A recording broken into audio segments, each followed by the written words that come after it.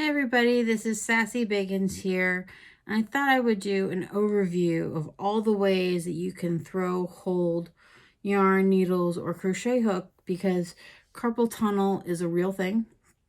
And so many people don't always remember to stretch when they do it, and you can really cause long-term permanent pain from a craft or something that you love. And you don't want to stop something that you love because you weren't smart about how you did it. Now, I find that if you rotate between as many different ones as you can, you use different muscles in your hands from different angles. And I mean, so many people around the entire world craft and make things. And it's like being a production worker, but only with your hands. And I mean, a long time ago, I did have carpal tunnel from cashiering where I could scan 32 items a minute. And next thing you know, I can't brush my teeth because these two fingers don't work. Literally. So this is just a brief overview of all the ways you can hold yarn, make stuff, rotate, without excluding stopping, stretching, massaging, rotating, so you don't wear out the same parts of your body over and over and over again, which is never smart anyway. And I know there's some also really good references and resource materials out there from other physical therapists who knit or crochet. So let's get started. All right, first we'll go with what is the most common, or at least what we're told is most common, because there's the belief that there are more right-handed people than there are left-handed people in most of the world. And this method is called throwing. It's where you hold it in the right hand, you flick it over the left, and then you pull it off. Now you can get quite fast at this if you want to. I mean, this is also the more modern interpretation of something called cottage knitting that I'll go back to in a minute. But basically, it's this motion over and over and over again.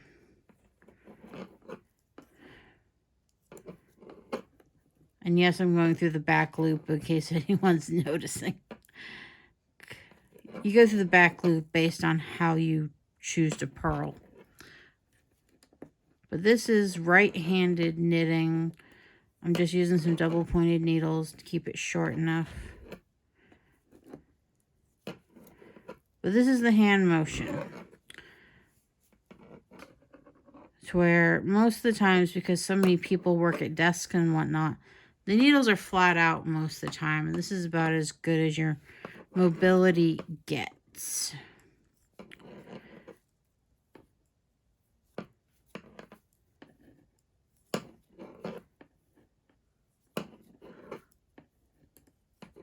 I mean, because these needles are so short, I am using support from the table to help hold them up, which is also used that a lot of modern people have switched to circular knitting needles.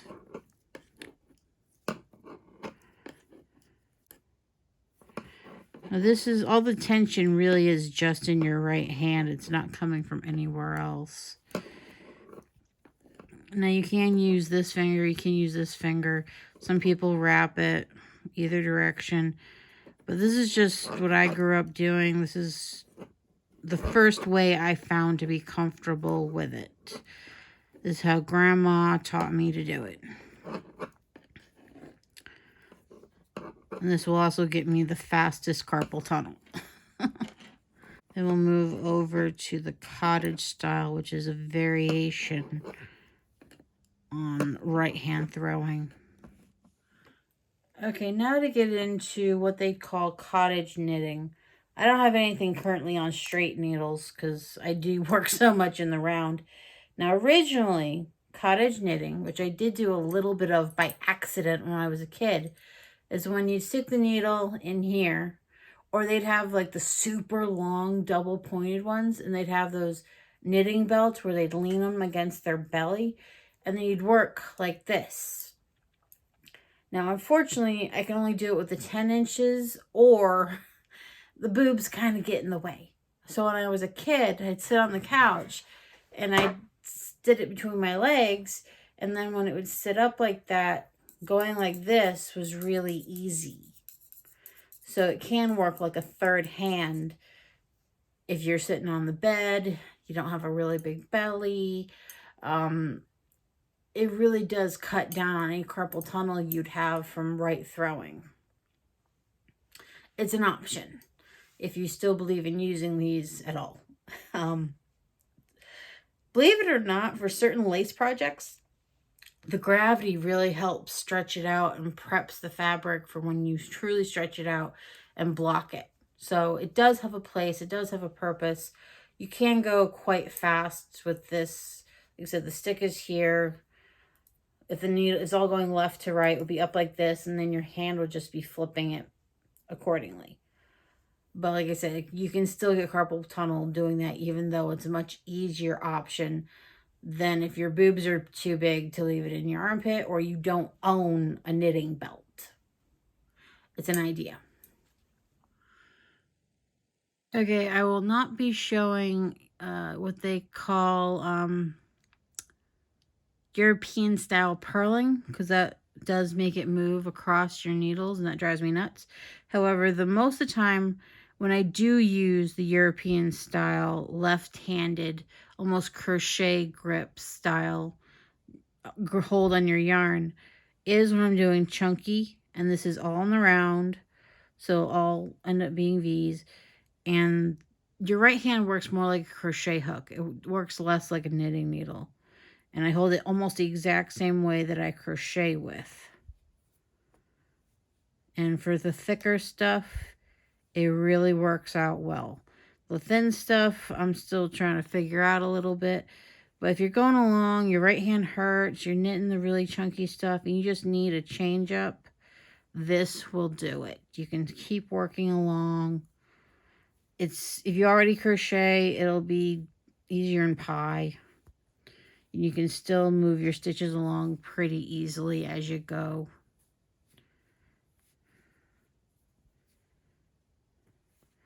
I haven't practiced this one as much. It's probably why I'm not as good at it. But at the same time, if you ever do that double color switch change, that takes practice. I stopped doing a project that had it, but I liked the process. I didn't like what I was making, but the process of both fingers going, that was actually rather enjoyable as far as learning goes. So yes, you can switch from right hand to left hand. It might take you a few days, so just pick a really chunky project where you can forgive yourself. No one will see the mistakes at all. I mean, can you see mistakes? No, so just practice this way and then just go thinner and thinner as time goes on, and your muscles will thank me. Now, just also to help cut down on carpal tunnel, I love this. It's a grip that you can take off your crochet hook. You can adjust it. I mean, yes, it will age, and you might have to replace the inner parts eventually, but it works on any size. You don't have to buy those individual crochet hooks that are like 20 bucks a piece or $30 a piece.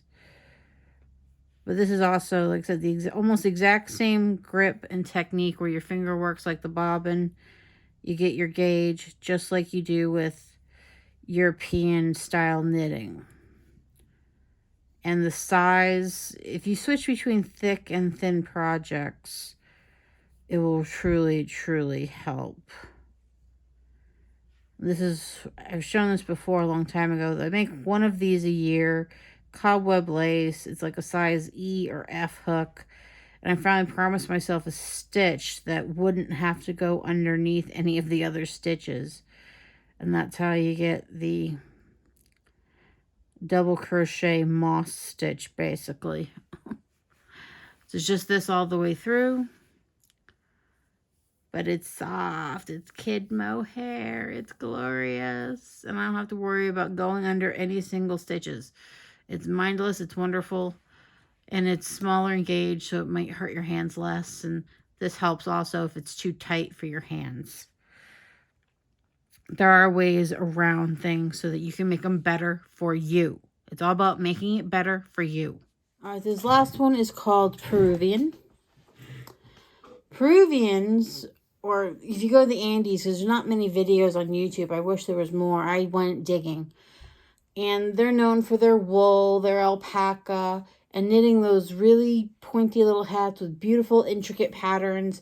They use like size 0 needles. They do drop spindle, so they spin all their own colors. They'll put like 3-4 colors interchangeably in a row. They usually do like the circular with like 3 needles and the 4th. But their gauge is so perfect because it's wrapped around their neck. This is as small as I could get it. So now we're on the pearl side of this one. And there's only one video out there that's like 5 years old. One of the yarn companies did it with one of their experts.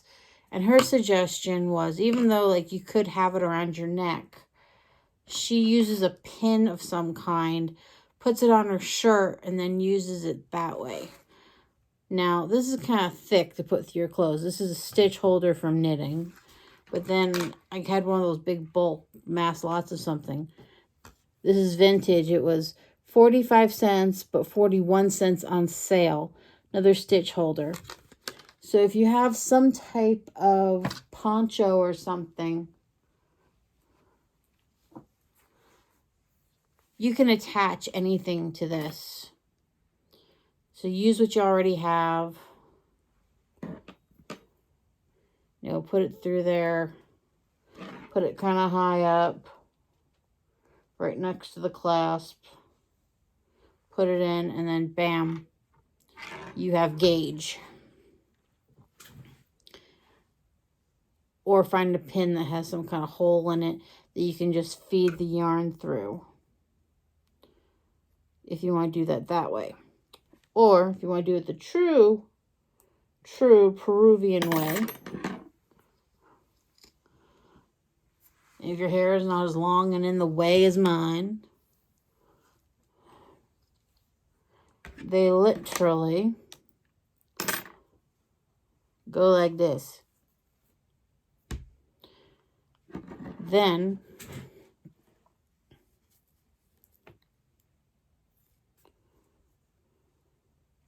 it does grip on your needles. And that way you just move your thumb. Your thumb becomes your guide for what you're doing. And then you push down on it, and then it goes through the circle. And I'll try to show this up close for you now. Okay, as we see, the yarn is still around my neck, and I have my wrist down on where it reaches on the table. The pulley system that you can make with your body. And as we see here, it's only on the pearl side that you can really get away with this. You just kind of do that, push down. There you go. Now imagine this in the round with those little needles. Even doing this, you can still tighten your gauge a little bit. Oops.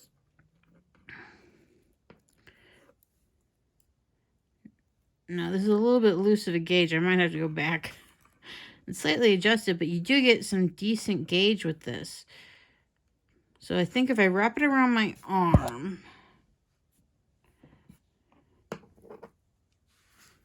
and have it around my neck, that should be enough things that it's fed through to give it a slightly stronger pull. Come on. It does take a little bit of practice. And this is a fairly loose gauge. And the other one I'm knitting in the round, so it can't change that one. But still. Doesn't this look way easy for like beginners? You just kind of push it through. It just kind of does its thing. And these people do this, like I said, with size 0 needles and like 3 colors to make those little pointy tribal hats.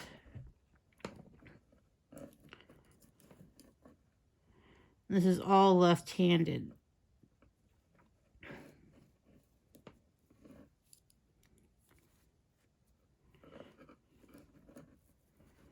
And it's tightened up a little bit because it says still wrapped around my wrist, going around my neck. And that's the only pressure that any of this has.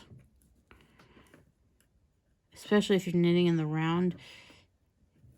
The short needles are slightly pushing up against the desk, but not too bad.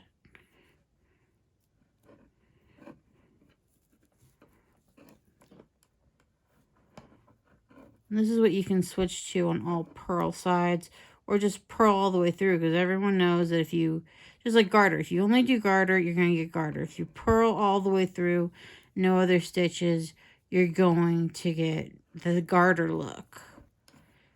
And then, of course, if you start garter first, or if you start purl first, and only do one of those in the round, you will get stockinette. So,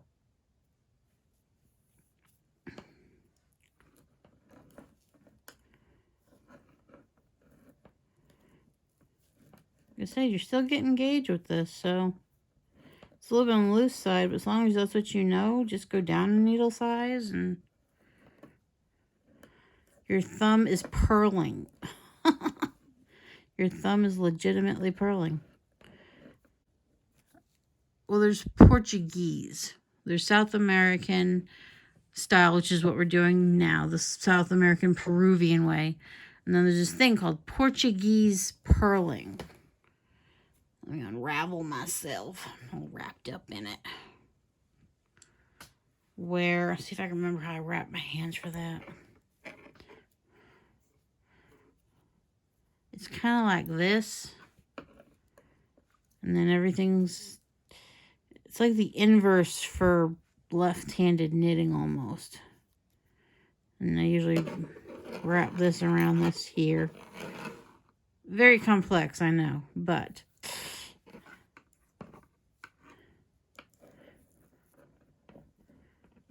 you end up being like that. You end up like doing crochet hook grip kind of in your right hand. It's wrapped around your thumb and your pinky. And this is how you can purl and use your thumb in an additional way. And this one can get quite tight gauge. Maybe not color changes, but you can get tight gauge. I find that right-handed throwing methods are best for color changes. But if you're just going to the back, because so many videos I watched, especially of Scandinavian countries, knitters, they hate the idea of needing to purl. But with all these easier ways of doing it to make stockinette, I mean, if you get good enough at long enough, purling might be better than garter. I know that I like the back of the loop knit best.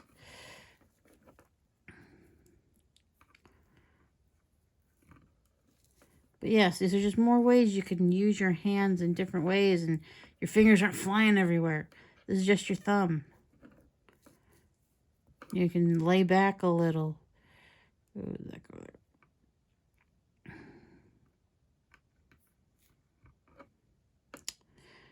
Yeah, the glitter stuff with this yarn.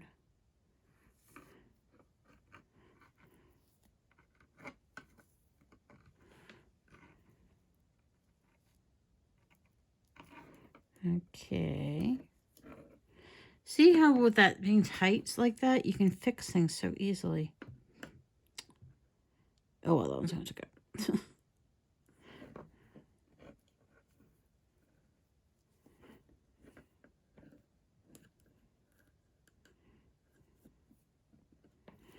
As long as you just change, like, keep filing down with your right hand, it's not as hard as it looks to try.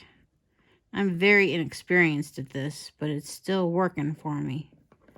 And with this pattern, I got to yarn over.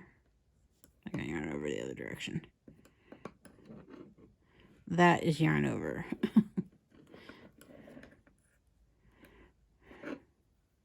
Oh, I lost my pinky. That's why.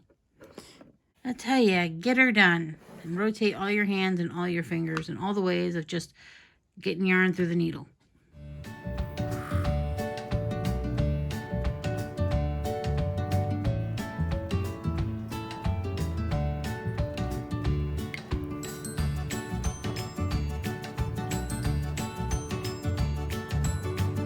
Oh yeah, so sweet.